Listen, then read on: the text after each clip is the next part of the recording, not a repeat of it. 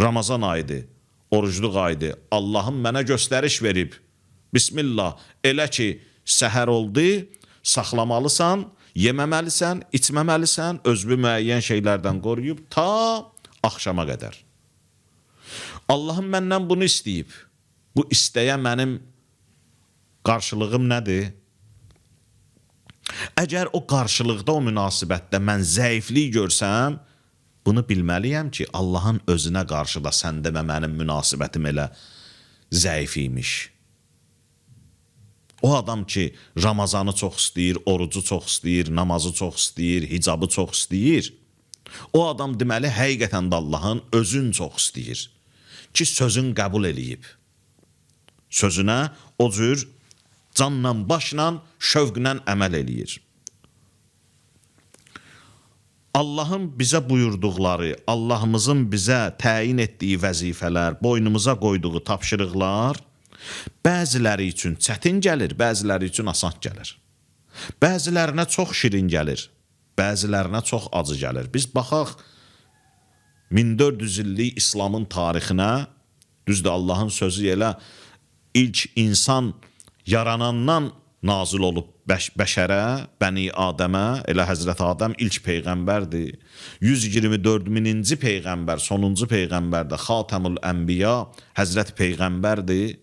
Və Quran-ı Kərim, onun sünnəsi, onun şəriəti nə qədər bizə orada əmrlər var, qadağalar var, hökmlər var. Görək, bunu insanlar necə qarşılayıb. Baxırıq, bəzi insanlar buna biganə qalıblar. Tarixdə olub, bu gündə var. Allahın buyurduqlarına bir çox insanlar biganə qalıblar. O bir nəfər alimin qəşəng bir sözü var, deyir, ən böyük məzlum Allahın özüdür. Soruşurlar niyə? Deyir, ona görə ki, Allahın haqqına riayət edənlər çox azdır. Bunlar hamısı Allahın haqqıdır. Haqqullah var, haqqunnas var. İnsanın haqqı var, Allahın haqqı var. Allahın haqqına riayət olunur, olunmur. Olunursa nə qədər olunur? Allahımızın bizə buyurduğu tapşırıqlara bəziləri biganə qalırlar. Bəziləri xeyr, biganə qalmırlar, əməl eləyirlər, əhəmiyyət verirlər. Amma o bəziləri ki, əhəmiyyət verib əməl eləyirlər, onlar iki qrupa bölünür. Bəzilərinə həmin hökmlər çox asan, şirin, ləzzətli gəlir, bəzilərinə isə ağır, acı gəlir. Bəziləri onu şövqlə yerinə yetirirlər, bəziləri onu candərdi yerinə yetirirlər. Məsələn, elə orucluğun özündə. Misalı üçün Ramazandır, Ramazandan çəkirəm.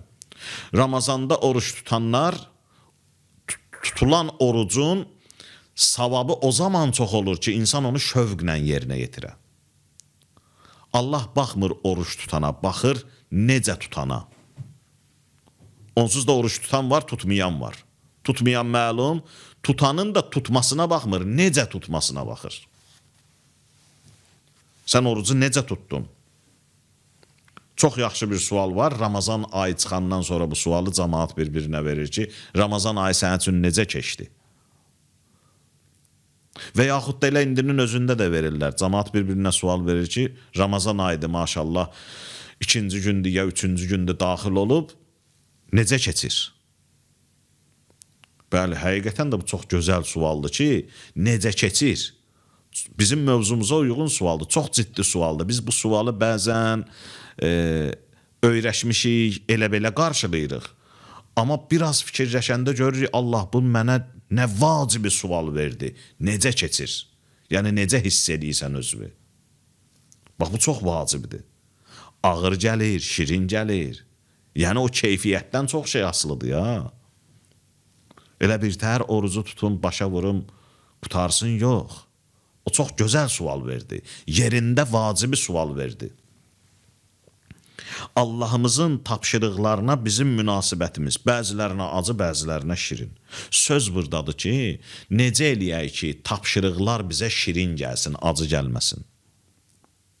Necə eləyər ki, o tapşırıqlar bizə ləzzətli gəlsin.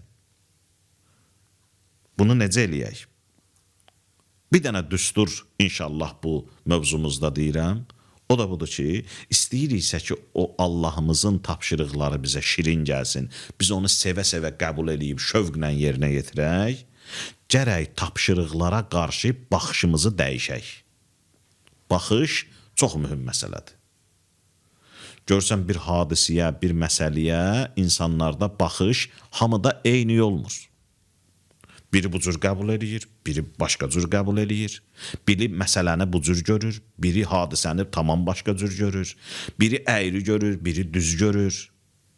O bir müəllim ağ vərəqə bir nöqtə qoydu, qara nöqtə qoydu. Göstərdi şagirdlərə, dedi ki, nə görürsünüz? Hamı dedi, qara nöqtə görürük. Axır müəllim əsəbləşdi, dedi, bu boyda ağlığı görmürsünüz, o bir dənə qara nöqtəni o dəqiqə tez görürsünüz. Heç olmasa birimiz deyim ki, ağ vərəq görürük, ağ rənglər görürük orada. Hamınız elə deyirsiniz ki, qaranı nə tez görür insan? Bu boyda ağı görmür insan. O görmək, baxmaq, baxış məsələsi çox ciddi bir məsələdir. İstəyiriksə ki, ilahi tapşırıqlar, ilahi əmrlər, hökmlər bizə şirin gəlsin, gərək onlara qarşı baxışımız düz olsun. Biz necə baxırıq ona? Sadəcə tapşırıq kimi baxırıq, yoxsa o tapşırığın içində tamam başqa şeylər görürük? Sadəcə dini ayin kimi baxırıq ona, yoxsa tamam başqa məsələlər də var onun içində, onun tərkibində? Adətən bizim hökmə baxışımız budur ki, o Allahımızın bizdən istəyidir.